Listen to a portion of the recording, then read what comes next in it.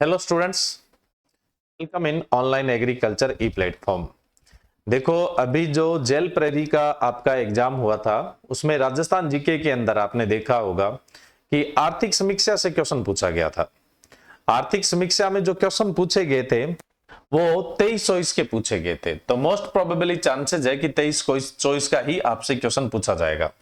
लेकिन अब आर्थिक समीक्षा तो भाई 24-25 की भी आ चुकी है। आर्थिक समीक्षा है वो तो 24-25 की भी तो आ ही चुकी है, तो ये 23 चॉइस से भी पूछा जा सकता है और 24-25 से भी पूछा जा सकता है। इन दोनों से कैसे पार पा सकते हैं तो वो भी अपने साथ साथ में डिस्कस कर लेते हैं। इतने ज्यादा आंकड़े नहीं है कि आप लोगों को ज्यादा समस्या आएगी याद करने में। एक बार इन पे नजर मार लीजिए ताकि क्या है, कोई एक दो क्वेश्चन आ जाए। अब जेल प्रेरी में तो भाई 3 क्वेश्चन थे, अब सोचो एओ के एग्जाम में 2 क्वेश्चन भी आ गए तो बहुत मार्जिन होता है भाई 2 क्वेश्चन का। अब देखो, इसमें अपने को क्या याद रखना है कि राजस्थान में जो कृषि है उसका जीडीपी में क्या योगदान है। अब राजस्थान का कृषि में अगर जीडीपी में योगदान देखा जाए, 23 चॉइस की जो समीक्षा आई थी उसके अनुसार ही अपने बात करें तो 23 चॉइस की समीक्षा के अंदर एक तो 2011-12 मूल्यों पर आधारित था और एक सकल राज्य मूल्य वर्धन में प्रचलित मूल्यों पर क्षेत्रवार योगदान। अब दो तरह का जनरली कंट्रीब्यूशन देखा जाता है। एक तो 2011-12 का जो मूल्य है उसके आधार पे देखा जाता है कि जीडीपी में कितना कंट्रीब्यूशन है। एक वर्तमान के मूल्यों के आधार पर देखा जाता है कि जीडीपी में कितना कंट्रीब्यूशन है। तो ध्यान रहे, वर्तमान के मूल्यों के आधार पर ही हमेशा क्वेश्चन आते हैं, 11-12 के मूल्य के आधार पर नहीं आएंगे। तो अपने इस कॉलम को तो छोड़ देते हैं। अब देखो, वर्तमान के मूल्यों के आधार पर देखा जाए तो कृषि का राज्य की जीडीपी में कितना योगदान है, मोस्ट इंपोर्टेंट क्वेश्चन है ये। अब देखो, कृषि का योगदान है 26.72, यानी राजस्थान की जो अर्थव्यवस्था है उसमें 26.72% किसका योगदान है भाई, कृषि का योगदान है। और ये किसके अनुसार है, 2023-24 के अनुसार है, 23 चॉइस के अनुसार है। और यही जेल प्रेरी में क्वेश्चन था कि राजस्थान में कृषि का जीडीपी में कितना योगदान है 23 चॉइस में, तो 26.72% है। कितना है, 26.72% है। अब अपने चलते हैं 24-25 का भी देख लेते हैं। 24-25 के अनुसार 26.92% है।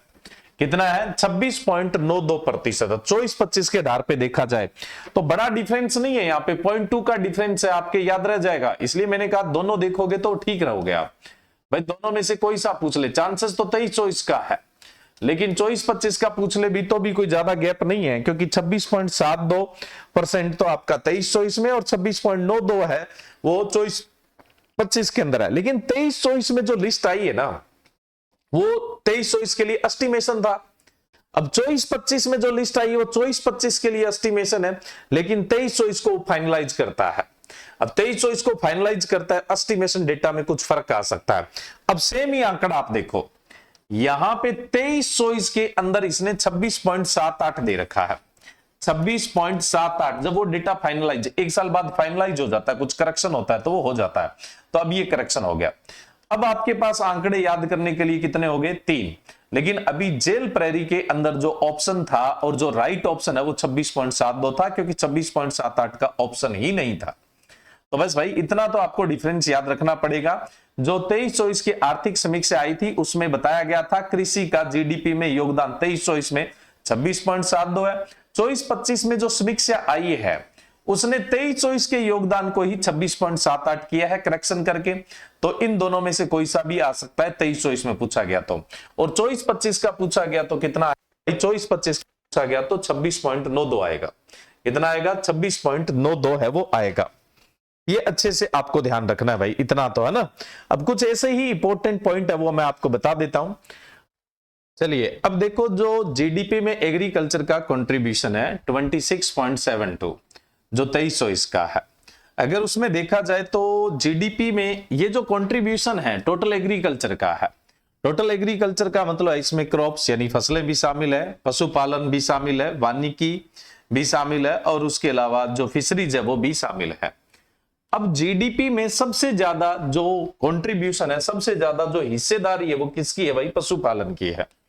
48.58% है। कितनी है, 48.58% है। यानी टोटल जो एग्रीकल्चर है उसमें सबसे ज्यादा कंट्रीब्यूशन राजस्थान में पशुपालन का 48.58% है। ठीक है भाई, जीडीपी में योगदान कितना है कृषि का? 26.72। इस 26.72 को हम 100 मान ले तो इसमें सबसे ज्यादा कंट्रीब्यूशन किसका है? सबसे ज्यादा कंट्रीब्यूशन पशुधन का है, यानी एनिमल हस्बेंड्री का है। वहीं पे अगर अपने क्रॉप प्रोडक्शन का देखें तो 44.53% है, तो क्रॉप है वो सेकंड पोजीशन पे है। ज्यादातर स्टेट में तो क्रॉप पहले नंबर पे होती है, लेकिन यहाँ पे क्या है जी, क्रॉप सेकंड नंबर पे है। उसके बाद अपने बात करें वानिकी और लॉगिंग का, तो वानिकी की बात करें तो वानिकी का जो कंट्रीब्यूशन है जी वो है आपका 6.40% है। कितना है? 6.40% है।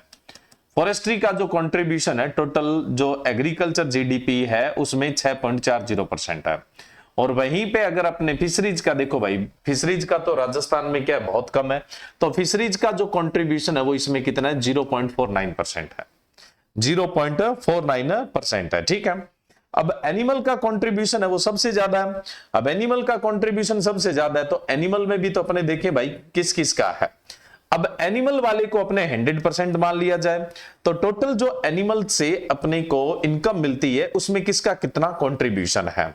तो दूध का कंट्रीब्यूशन एनिमल से मिलने वाला जो भी रिटर्न है उसमें सबसे ज्यादा कंट्रीब्यूशन है आपका दूध का 80.64% है ना, 80.64% है। दूसरे नंबर पे अगर आपने देखें तो दूसरे नंबर पे है जी मांस का, नहीं, दूसरे पे पोल्ट्री सहित मांस का है। दूसरे नंबर पे पोल्ट्री सहित मांस का है। पोल्ट्री सहित मांस का कितना है? 6.35% है, 6.35% है। मिल्क का कितना है? 80.64% है।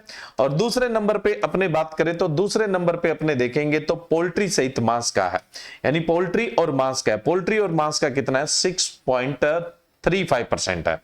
और उसके बाद अंडों का देखें तो अंडों का है जी 0.64% है। यहां पोल्ट्री सहित मांस का मतलब पोल्ट्री मांस और अदर मांस की बात हो रही है, मीट की बात हो रही है। अंडों का जो टोटल एनिमल से जितना रिटर्न मिलता है उसका योगदान है वो 0.64% है। बाकी जो बच गया ऊन वगैरह है या जो भी पार्ट आपका बच गया है उसका 12.38% कंट्रीब्यूशन है। तो ये अच्छे से ध्यान रखना है भाई। एग्रीकल्चर का 23-24 के अंदर जीडीपी में 26.72 है, जिसमें सबसे ज्यादा कंट्रीब्यूशन है एनिमल हस्बेंड्री का 48.58%, दूसरे नंबर पे क्रॉप का है 44.53, तीसरे नंबर पे है जी फॉरेस्ट्री का 6.40%, और जो लास्ट में अपने बात करें तो फिशरीज का 0.49% है। अब इस एनिमल को अगर हम 100% मान ले भाई, टोटल एनिमल से जो इनकम मिलती है उसमें से 80.64% मिल्क से मिलती है, 6.35 पोल्ट्री मांस और अदर मांस से मिलती है, अंडों से 0.64% मिलती है, बाकी जो ऊन वगैरह बाल वगैरह है ना, खुर वगैरह जो भी बच गए उनसे 12.38% है वो मिलता है। तो ये 23-24 के अनुसार बात होगी। अब मैं भी 24-25 का पूछ, हाँ लेकिन एक चीज और, 23-24 में जो एग्रीकल्चर से टोटल रिटर्न हुआ है वो कितना हुआ है? 3.82 लाख करोड़ हुआ है। 3.82 लाख करोड़ रुपए की आय हुई है एग्रीकल्चर से। और एग्रीकल्चर में आपका फसलें, पशुपालन, मत्स्य, फॉरेस्ट्री ये चारों शामिल है। चलिए 24-25 के अंदर अपने बात करें तो 24-25 के अंदर जो एग्रीकल्चर का कंट्रीब्यूशन है वो कितना है? 26.92 है। और ये वर्तमान मूल्यों पर आधारित होता है, हमेशा ध्यान रखिएगा, 26.92 है। इसमें भी पशुधन का कंट्रीब्यूशन अभी भी सबसे ज्यादा है, 46.77% है। फसलों का 46.17% है। तीसरे पे फॉरेस्ट्री का कितना है? 6.56% है। और फिशरीज का कितना है? अभी 0.51% है। फिशरीज का 0.51% है। अब मैंने बताया जेल प्रेरी में 4 क्वेश्चन थे, वो सारे के सारे जो अभी बता रहा हूं, सॉरी 3 क्वेश्चन थे, तीनों के तीनों क्वेश्चन है जो अभी अपने डिस्कस करने उसी में से थे। अब देखो जो टोटल जीवीए था एग्रीकल्चर से 24-25 के अंदर वो 4.23 करोड़ था, 4.23 करोड़ था। अब देखो 23-24 में कितना था? 3.82 लाख करोड़ था। अब कितना हो गया? 4.23 लाख करोड़ हो गया, यानी इंक्रीज हुआ है, बढ़ा है। अब भी सबसे ज्यादा कंट्रीब्यूशन पशुपालन का है, तो पशुपालन की बात करें तो पशुपालन में भी 80.17 मिल्क का है। पोल्ट्री और अन्य मांस का, पोल्ट्री मांस की बात हो रही है, सिर्फ 6.41% है। अंडों का 0.62% है और अदर का 12.80% है। तो मैंने 24-25 का भी बता दिया और 23-24 का भी आप लोगों को बता दिया, देख लेना। बाकी पीडीएफ भी मैंने टेलीग्राम पे डाल दी है, तो उसको भी देख लेना, थोड़ी अच्छी समझ हो जाएगी आपकी। अब हम बात करें ग्रोथ रेट की। 23-24 की भी ग्रोथ रेट की बात करते हैं और 24-25 की ग्रोथ रेट की भी बात करते हैं, ठीक है। 23-24 में 22-23 की तुलना से 2.13% की वृद्धि हुई है। अब आपसे पूछ ले 22-23 से 23-24 के दौरान कितनी ग्रोथ रेट हुई है, या सीधा ही पूछ ले 23-24 के अंदर ग्रोथ रेट है, कृषि के अंदर जो विकास दर है, एग्रीकल्चर में जो ग्रोथ रेट है वो कितनी नोट की गई थी, कितनी दर्ज की गई थी। तो एग्रीकल्चर में जो ग्रोथ रेट मतलब ऑब्जर्व की गई थी या ग्रोथ रेट दर्ज की गई थी, विकास दर जो अर्जित की गई थी वो कितनी है, 2.13% है। देखो ऐसा भी पूछा जा सकता है 22-23 की तुलना से 23-24 में कितनी ग्रोथ है वो देखने को मिले, या सीधा भी पूछ लेंगे 2023-24 में वृद्धि दर है वो कितनी अर्जित की गई, तो कितनी की गई थी, 2.13% है वो की गई थी। अब अगर हम फसलों में देखें तो फसलों के अंदर ये वृद्धि दर की अगर अपने बात करें तो फसलों के अंदर 1.61% की कमी आंकी गई, पशुधन के अंदर 5.83% की वृद्धि हुई। यानी अगर हम 22-23 से 23-24 में देखें तो फसल उत्पादन कम हुआ है 1.61%, तो फसल उत्पादन के सेक्टर में तो कमी आई, पशुपालन के सेक्टर में 5.83% की वृद्धि देखी गई, वानिकी के अंदर भी 2.82% की वृद्धि हुई, और मत्स्य के अंदर, फिशरीज के अंदर 15.21% की वृद्धि है वो देखी गई थी। 2023-24 की बात है।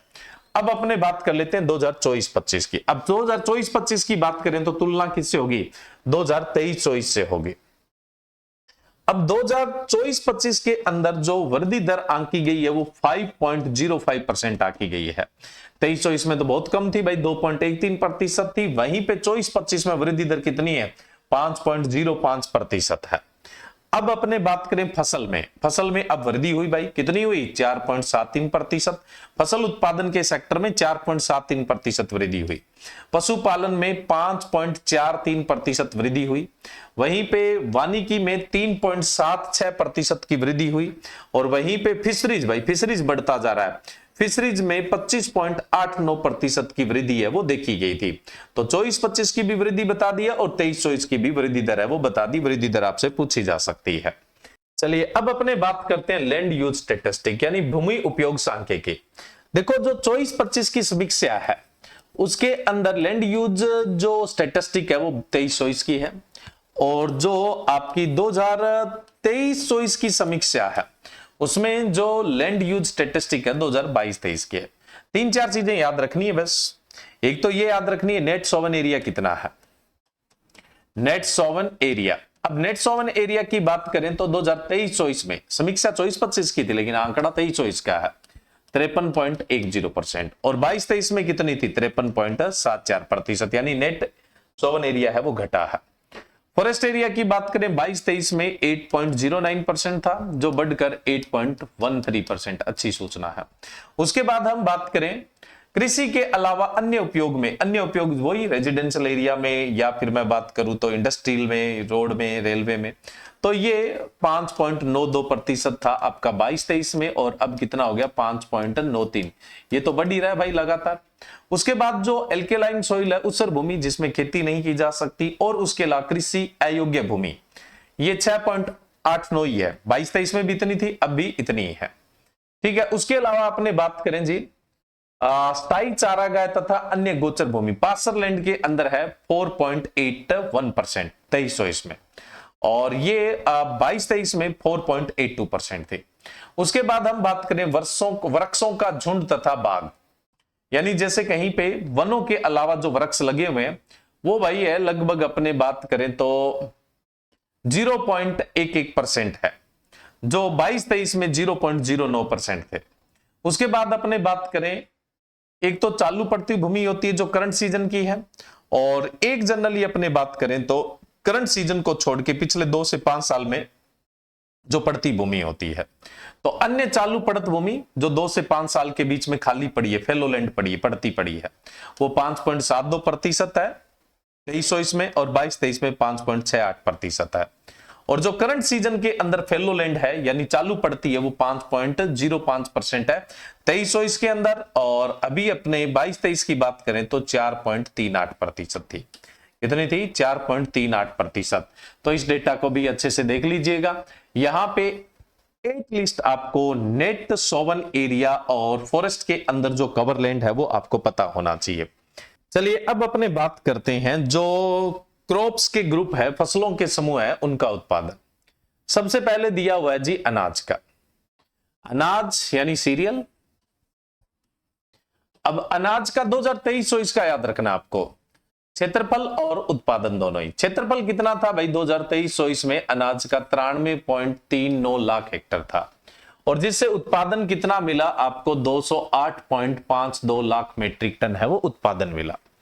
फिर ये है जी आपका बी, देखो इन्होंने गड़बड़ कर रखी है ना, ये आर्थिक समीक्षा की पीडीएफ से लिया गया, ये अनाज नहीं है, ये दलहन है ना, इनकी खुद की पीडीएफ में मामला गड़बड़ है। तो दलहन की बात करें तो दलहन का 23-24 में जो एरिया था वो 54.63 लाख हेक्टेयर था, और उत्पादन कितना था भाई? उत्पादन था 33.34 लाख मेट्रिक टन था। और अब सीरियल प्लस पल्सेज यानी कहने का मतलब अनाज प्लस दलहन दोनों का मिला के है खाद्यान्न, दोनों को मिलाकर क्या बोलते हैं? फूड ग्रेन बोलते हैं, खाद्यान्न। तो खाद्यान्न का जो 2023-24 में क्षेत्रफल था वो था 148.02 लाख हेक्टेयर, और जो उत्पादन था वो था 241.86 lakh metric ton. Lakh ton बोल दो या लाख मेट्रिक टन बोल दो, पिछले डेटा में बताया था मैंने मेट्रिक टन का मतलब क्या होता है। तो ध्यान रखिएगा, ये अनाज का है और ये दलहन का है, और ये दोनों का मिला के यानी खाद्यान्न का अच्छे से। फिर इसके बाद तिलहन, ऑयल सीड, जो मैं यहां पे एक गोले कर रहा हूं वही आपको याद रखना है। 23-24 में तिलहन का एरिया था 66.46 लाख हेक्टेयर, और जिससे तिलहन का उत्पादन हुआ 101.22 लाख मेट्रिक टन है वो उत्पादन हुआ। अब उसके बाद हम बात करें जी गन्ने का, शुगर केन का। शुगर केन की बात करें तो शुगर केन का एरिया था 0.04 लाख हेक्टेयर, और जिससे उत्पादन हुआ है 3.63 लाख मेट्रिक टन का उत्पादन हुआ। फिर हम बात करें कपास, कपास का एरिया था 10.04 लाख हेक्टेयर, और जिससे उत्पादन हुआ है 26.2 लाख मेट्रिक टन है वो उत्पादन हुआ है। जो गोले किए हैं वो आप अच्छे से याद कर लीजिए, इससे बाहर नहीं पूछा जाएगा भाई। चलिए नेक्स्ट अपने बात करें अब उत्पादकता, प्रोडक्टिविटी। प्रोडक्टिविटी तो आप पहचानते हैं, पर यूनिट एरिया जो प्रोडक्शन होता है, पर यूनिट एरिया जो प्रोडक्शन होता है उसे आप क्या बोलते हैं? प्रोडक्टिविटी बोलते हैं, उत्पादकता बोलते हैं। तो देखो 2023-24 की उत्पादकता की बात करेंगे तो सबसे पहले अनाज की उत्पादकता, अनाज की उत्पादकता है 2233 kilo per hectare, 2233 kilo per hectare. दलहन पल्सेज की जो उत्पादकता है वो 610 किलो प्रति हेक्टेयर की उत्पादकता है। खाद्यान्न की बात करें तो खाद्यान्न की उत्पादकता है 1634 किलो पर हेक्टेयर। तिलहन की उत्पादकता है 1525 किलो पर हेक्टेयर। गन्ने की उत्पादकता है वो है 87,161 किलो पर हेक्टेयर, और कपास की उत्पादकता है वो 444 किलो पर हेक्टेयर, और ग्वार की जो उत्पादकता है वो 513 किलो पर हेक्टेयर। तो उत्पादकता भी आपको 23-24 की याद करनी है, 23-24 की उत्पादकता और इन फसलों के। बाकी सालों की उत्पादकता आपको याद करने की जरूरत नहीं है, ठीक है ना, और न ही पूछी जाएगी। अब देखो यहां से भी आपका एक जेल प्रेरी में क्वेश्चन था, वो ये था, 4 फसलें दी हुई थी कि इनमें से कौन सी फसल में राजस्थान अग्रणीय है। तो देखो यहां पे लिखा हुआ है प्रमुख फसलों के उत्पादन में राज्यों के साथ तुलना।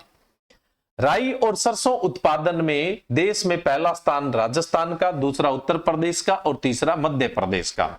और राजस्थान पूरे देश का राई और सरसों का उत्पादन कितना करता है? 46.13% उत्पादन करता है। बाजरा की बात करें तो बाजरा में पहले नंबर पे राजस्थान, दूसरे पे उत्तर प्रदेश और तीसरे पे गुजरात, और राजस्थान देश का 44.66% बाजरा का उत्पादन करता है। फिर हम बात करें कुल तिलहन, कुल तिलहन में सबसे पहला नंबर राजस्थान का, दूसरा मध्य प्रदेश का, तीसरा गुजरात का, और भारत का जो 22.78% तिलहन है वो राजस्थान उत्पादन करता है। पोषक अनाज या मोटे अनाज या कोर सीरियल या न्यूट्री सीरियल में फर्स्ट कौन है जी? राजस्थान, दूसरा कर्नाटका, तीसरा मध्य प्रदेश, और राजस्थान देश का 15.66% न्यूट्री सीरियल प्रोड्यूस करता है।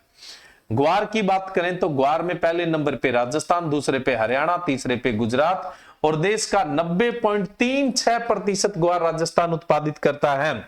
तो याद रखना है आपको, राई सरसों में, बाजरा में, कुल तिलहन में, मोटे अनाज में और ग्वार उत्पादन में, इन 5 फसलों के अंदर राजस्थान का देश में पहला नंबर है। राजस्थान का देश में पहला नंबर है। फिर हम बात करें मूंगफली। मूंगफली में पहला नंबर गुजरात का, दूसरा राजस्थान का, तीसरा तमिलनाडु का, और पूरे देश की 18.76% मूंगफली राजस्थान उत्पादित करता है।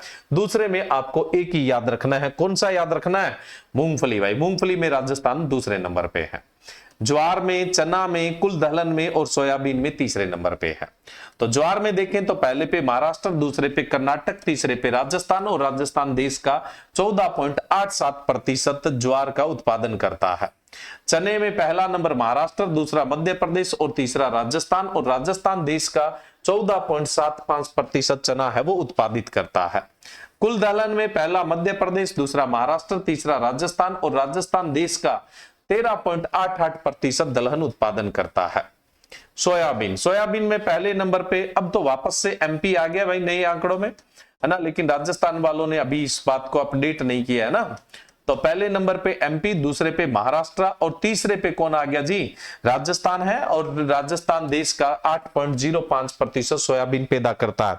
तो ज्वार, चना, कुल दलहन और सोयाबीन में तीसरा, मूंगफली में दूसरा, ग्वार, मोटे अनाज, कुल तिलहन, बाजरा और राई व सरसों के अंदर राजस्थान का देश में पहला नंबर है। ये अच्छे से याद रखना है। अब देखो प्रचलित जोत धारक, अब देखो नेशनल लेवल पे तो लैंड यूज पैटर्न के नए डेटा आ चुके हैं, है ना। कुछ डेटा आ गए हैं, कुछ बाकी है। जैसे मैंने बताया था कि 2000 जो 15-16 के आंकड़े थे वही पढ़ते आ रहे थे अपने, कि देश में एवरेज लैंड होल्डिंग देखी जाए प्रति व्यक्ति जो औसत कृषि जोत का आकार वो 1.08 हेक्टर था, लेकिन अभी अपडेट हो गया कि 0.74 हेक्टर है। कितना है? 0.74 हेक्टर है। लेकिन राजस्थान की ये 24-25 की जो आर्थिक समीक्षा है उसकी पीडीएफ का ही एक पेज है ये, और उसके अंदर ये अभी कोई ऐसा अपडेट नहीं हुआ है। तो जो डेटा आप पढ़ अभी कौन सा पढ़ रहे हो? 15-16, क्योंकि आपको पता है लैंड यूज पैटर्न का डेटा 5 साल से आता है। लैंड यूज पैटर्न का जो डेटा है वो 5 साल से आता है। तो अभी 20-21 में तो कोरोना काल आ गया था, इस वजह से वो डेटा आया नहीं था, वो अभी अधर में लटका हुआ है। तो अब देखो आपको ध्यान रखना है कि राजस्थान में जो सीमांत किसान है वो कितने? 40.12% है। जो सीमांत यानी मार्जिनल फार्मर है वो 40.12% है। स्मॉल फार्मर यानी छोटे किसान, सीमांत किसान तो पता है ना, जिनके पास 1 हेक्टर से भी कम जमीन है। जो छोटे किसान है, स्मॉल फार्मर है, लघु फार्मर है, जिनके पास 1 से 2 हेक्टर जमीन है, वो 21.90% है। अर्ध मध्यम जिनके पास 2 से 4 हेक्टर की जमीन होती है तो वो 18.50% है। मध्यम जिनके पास 4 से 10 हेक्टर के बीच जमीन है वो 14.79% है। और बड़े किसान जिनके पास 10 हेक्टर से ज्यादा जमीन है वो कितने हैं? 4.69% है। यानी सीमांत मार्जिनल है 40.12%, और उसके बाद हम बात करें तो स्मॉल है वो 21.90%, और जो सेमी मीडियम यानी अर्ध मध्यम है वो 18.50%, और जो मीडियम है वो 14.79%, और लार्ज फार्मर है वो कितने हैं? 4.69% है। ठीक है, अब अपने बात करें कि ये जो फार्मर है इनके पास लैंड होल्डिंग किसके पास कितनी है? लैंड होल्डिंग है वो इनके पास कितनी है? देखो जो सीमांत किसान है इनके पास पूरे राज्य की 19.79% जमीन है। जो स्मॉल होल्डर है इनके पास पूरे राज्य की 10.5% जमीन है। और वहीं पर अगर मैं बात करूं कि जो अर्ध मध्यम है, सेमी मीडियम है, उनके पास राजस्थान की यानी राज्य की 5.67% कृषि जमीन है। अब हम बात करें अर्ध मध्यम की, तो अर्ध मध्यम जो है इनके पास कुल क्षेत्र का, कुल जमीन का 13.20% है, और जो बड़े फार्मर है मध्य में, इनके पास कितना है? देखो ये तो है मार्जिनल। सीमांत किसान के पास राज्य की कुल जमीन का कितना है? 19.73। स्मॉल होल्डर के पास 10.5, सेमी मीडियम के पास 5.67% और मीडियम के पास कितना है?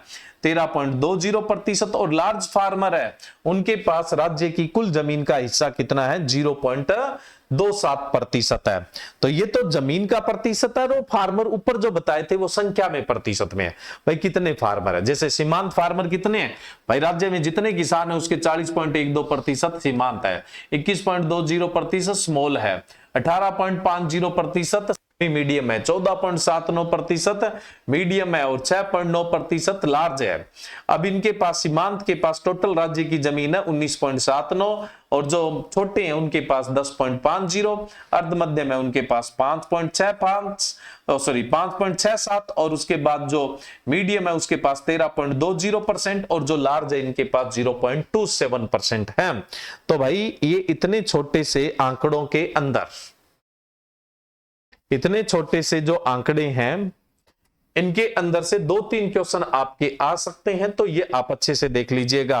राजस्थान में औसत कृषि जोत का आकार कितना है? 2.73 हेक्टेयर है। ये आर्थिक समीक्षा 2024-25 कह रही है, तो हमें चिंता की कोई दिक्कत नहीं है।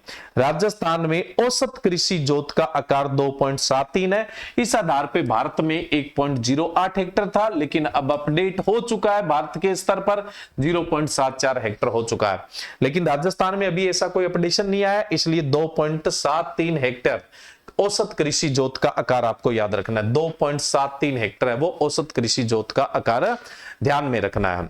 तो क्लियर है स्टूडेंट? ये कुछ आंकड़े हैं, इनको आप देख लीजिएगा। भाई मैंने जीके का पेपर एनालाइज किया, उससे मुझे लगा कि ये आंकड़े आप लोगों के साथ शेयर कर देने चाहिए, तो आप लोगों को ये सब पढ़ लेने चाहिए। Okay, thank you.